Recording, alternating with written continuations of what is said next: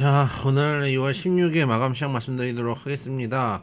어제 마감 시황 때 제가 여러분들께, 우리 회원님들께는 계속 브리핑을 드렸는데, 지금 빠지는 게 CPI 때문에 빠지는 게 아니다 라는 말씀을 드렸습니다. 유럽 멀쩡하고요. 아시아도 대만 때문에, 대만이 빠지면서 우리가 동시에 빠지는 건 있지만 대만은 개별 악재가 있었죠. 버핏 형님이 비서님이 TSMC 주식을 매도했다는 뉴스가 전해지면서 대만이 안 좋아졌다라고 보시면 되는데, 거기에 따라서 우리 시장이 동반 하락하는 모습이다라고 하기에는 수급으로 누르는 측면이 너무 강하다, 이렇게까지 밀린 것도 아니고 의외로 반도체가 아니라 다른 쪽에서 많이 밀리더라 라는 말씀을 어제 드리면서, 이거 CPI 문제 아니고 수급으로 인한 거니까 지금 매도할 자리가 아니다 라는 말씀을 드렸습니다. 그 뉴스가 나오고 나서 오늘은 완전히 장상이 달라집니다. 어제 그러면 수급 때문에 밀렸다고 보면 수급을 누가 밀었을까요? 기관이거든요. 어제도 말씀드렸지만 외인은 별로 지금 반응이 없습니다. 엔간히 밀어넣고 지금 바닥을 외인이 어쨌든 잡았습니다. 잡아준 거는 외인들이 맞습니다. 그 다음에 지금은 어느 정도 지수가 올라왔기 때문에 강하게 매수할 만한 메리트도 좀 없는 상황이고, 그렇다고 매도를 할 이유도 없고 매도를 할 수도 없고, 매도를 해서 누가 받을 겁니까 이걸 다. 그러니까 지금은 관망을 하고 있는 상황인데, 그러면 이제 기관이 터치를 받아야 되는데 오히려 기관이 정신을 못 차리는 플레이를 보여주고 있습니다. 그러다가 어제 이제 세게 밀었는데 조금 봐볼 만한 측면이 있어요. 어제 이제 기관이 코스피에서 7,782억 던졌고, 코스닥에서는 2,900억 합쳐가지고 1조 던지고 오늘 1조 샀습니다.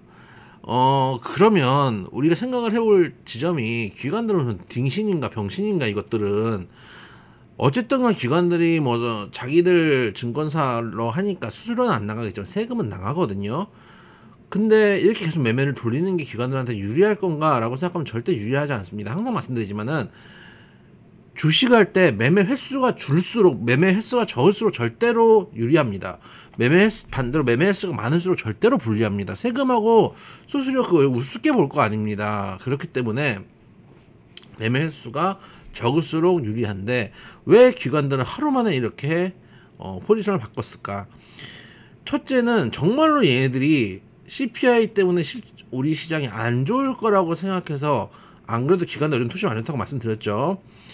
안 좋을 거라고 생각해서 던졌는데 미국 반응 보고 씨 이게 아닌가? 이러면서 다시 끌어올렸을 수도 있습니다. 그러면은, 그런 만약에 관점으로 본다면은 증권사들은 애널리스트들 돈 주면 안 되죠. 월급 주면 안 되죠. 제가 얘기하는 것만도 못한 매매를 하고 있다는 얘기잖아요. 그러면은 수십 명이 앉아가지고 저 혼자 분석하는 것만도 못하면은 거기에 왜 연봉을 줍니까? 그게 그럴 수도 있고, 아니라면은 개인 투자자들의 관점에서 한번 볼게요. 어제 이제 제가 그런 말씀을 드렸죠. 또 외인이 제일 빠르고, 외인이 제일 빠릅니다. 그 다음에 기관, 개인, 이게 이제 전통적인 해석법인데, 외인, 지금 워낙 개인이 정보도 많고 빠르기 때문에 외인, 개인, 기관 이런 식으로 갈 수도 있겠다라는 생각을 말씀을 드렸습니다. 근데 이거를 악착같이 이제 방해를 해야 되는 입장은 기관입니다. 이미 외인은 물량 어느 정도 모아놨고 더 모아도 되고 꽃놀이패가 된 거죠. 왜 그러냐면 이미 물량을 석 달 걸쳐가지고 13조를 모아놨으니 여기서 끌어올리면 내가 이미 가지고 있는 물량 자체를 수익을 보면서 끌어올리는 입장인데, 지금 기관은 그런 입장이 아니거든요. 그럼 개인을 떨궈내든지 해야 되는 입장인데, 어제같이 급락이 나오면은 개인들 투심이 확 죽습니다. 그리고 어제 개인들이 많이 매수가 들어왔죠. 1조 원 정도 들어왔는데, 1조 원이 넘게 들어왔는데, 실제로 생각해보면은 기존에 있는 투자자들이 추가 매수를 하는 경우는 많지 않아요. 여러분들 반대로 생각해보세요. 여러분들 진짜 얼마나 있으십니까? 이미 물 탈 만큼 탔잖아요. 기존에 있는 투자자들은 의외로 돈이 없습니다. 그러면은 기존에 있는 투자자들은 어떻게 했을까요? 손절하시는 분들도 계실 테고 대부분 버텼을 겁니다. 손실 나는 걸 또 여러분들 손절을 쉽게 잘라내지 못하잖아요. 버티는 경우들이 많았을 텐데, 그러면은 신규로 지금 거래량들이 늘고 있다 말씀드렸잖아요. 거래 대금이 좀 늘고 있다. 원래 5, 9조 때까지 떨어졌던 거래 대금이 지금 8조, 7조, 8조, 9조 때까지 올라왔다는 얘기는 신규로 계속 유입이 되고 있는 겁니다. 투자자들이. 개인 투자자들 중에 새로 들어오시는 분들도 계실 거고, 포기하고 나갔던 분들 다시 들어오는 경우도 있을 겁니다. 거래 대금이 지금 그걸 표현하고 있는 거니까요.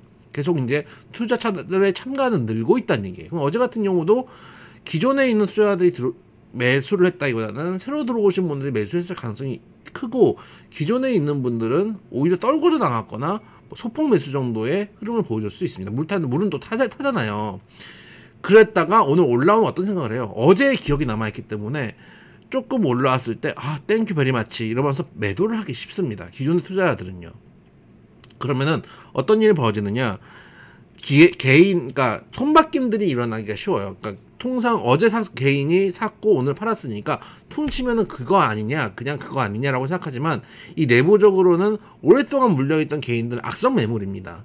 새로 들어온 개인들은 기대 수익이 높지가 않아요. 와가지고 한 5% 10% 먹어도 땡큐 베리 마치 이렇게 얘기를 하는 경우들이 많이 있기 때문이에요. 그렇기 때문에 이 내부의 개인들의 손바뀜이 일어나면은 훨씬 더 악성 매물이 줄어들게 됩니다. 그런 측면들도 우리가 생각해 볼 필요가 있다.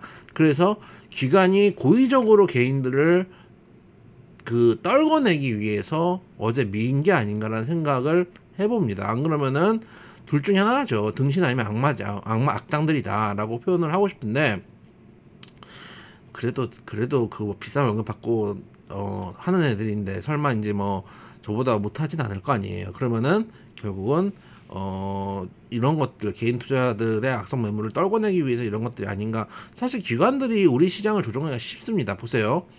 수급으로도 여러분들께 불안한 심리를 만들 수 있죠. 뉴스 내보내죠. 경제방송 저도 경제방송 나가지만은 저는 제가 대표잖아요. 제가 회사 갖고 있는 입장이니까 제 마음대로 할 수 있지만, 그 애널리스트 하우스뷰가 있으면 하우스뷰대로 가는 거 아니에요. 그러면은 어느 정도 짬짬이 해서 여러분들의 물량들을 털어낼 수가 있는 입장이에요. 제가 항상 말씀드리지만 이 바닥 사방의 적이라고 말씀드렸습니다. 기관 투자들이 나와서 개인 투자들을 위해서 이야기를 하는 것 같지만은, 어쨌든 간 세 명이 앉아서 고스톱 치는 거예요. 외인하고 개인하고 기관하고 세 주체가 앉아서 고스톱 치는데, 누가 죽어야지 누군가 돈을 벌 거 아닙니까? 누가 죽겠어요? 항상 개인이 죽는 겁니다. 여러분, 선수들, 타자들이 있는 데서 여러분들 고스톱 치고 있는 건데, 그러니까 제가 항상 말씀을 드리잖아요. 주식하면서 조금만 건방 떨면은 그것만큼 위험한 게 없다. 나 좀 쳐봤어. 근데 타자들이 있는데 하우스 가가지고 여러분들 치면은 빤스 벗겨지고 나오는 겁니다. 그렇기 때문에 거기다가 타짜들은 그래도 패라도, 예를 들어서 패돌 나눠줘서 예를 들면 똑같이 실력으로 가면은 해볼만 한데, 하우스 가면 어떻게 합니까? 다 작업해가지고 밑에 밑장도 빼고 윗장도 빼고 이렇게 하는 거 아닙니까? 그런 것처럼 기관들도 공평하게 싸우질 않아요. 또 공매도 얘기들도 안 할 수는 없지만, 공매도에 대한 것도 구조 자체도 기울어진 운동장인데다가 자금력도 마찬가지죠. 거기다가 언론도 가지고 있죠. 여러분들을 되게 불안하게 하게 만드는 언론들도 있기 때문에 여러분들 가지고 놀기 참 쉽게 되어 있는 구조입니다. 그렇기 때문에 오늘 개인 투자자들이 1조 넘게 나가요. 물론 어제 들어온 개인 투자자들이 오늘 단기 차익 실현을 하는 경우들도 많을 겁니다. 많은, 그것보다 어제 눌려서 공포에 질렸던 개인 투자자들이 내던지는 것들도 절대 간과할 수는 없어요. 그러면은 그 내부에 순환매가 돌겠죠. 앞으로는 악성 매물을 계속 이렇게 제가 계속 말씀드리는 것처럼 당장 원샷으로 가기는 힘듭니다. 이 2,500대 매물이 절대 가벼운 매물이 아니에요. 그렇기 때문에 지속적으로 말씀드리는 건, 저는 올해 3,000까지도 본다 말씀드렸습니다. 계속 말씀드리면서 이 2,500대 매물 만만한 매물이 아니기 때문에 여기를 돌파하려면은 원샷으로 돌파하기보다는 지금처럼 계속 보시면 단기 박스권이 만들어지고 있죠. 이런 식으로 한 2,400대까지 내려올 수도 있어요. 앞으로도 악재 나오면 또 여기까지 내려올 수도 있겠죠. 여기서 또 한번 걸릴 가능성도 있고, 아마 이 자리를 크게 밀고 내려오기는 쉽지 않을 것 같아요. 이 자리가 밀리면 추세 자체가 꺾이는 거거든요. 이 자리 밑으로 밀고 내려오면은 외인이 받아줄 수도 있어요. 그래서 이 정도의 짧은 박스권 만들면서 이 자리에서 매물을 소화해 가면서 악성 매물이 뭐가 있겠습니까? 개인이겠죠.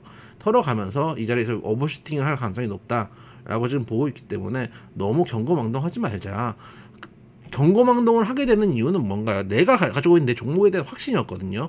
확신이 없는 거는 대부분 실적 안 보고 갈 것 같아요. 사는 종목들이 그런 경우들이 많습니다. 좋은 종목들을 좋은 자리에서 가지고 있으면 굳이 불안할 이유가 없는 장세다라는 거 한 번 더 말씀드려 보도록 하겠습니다.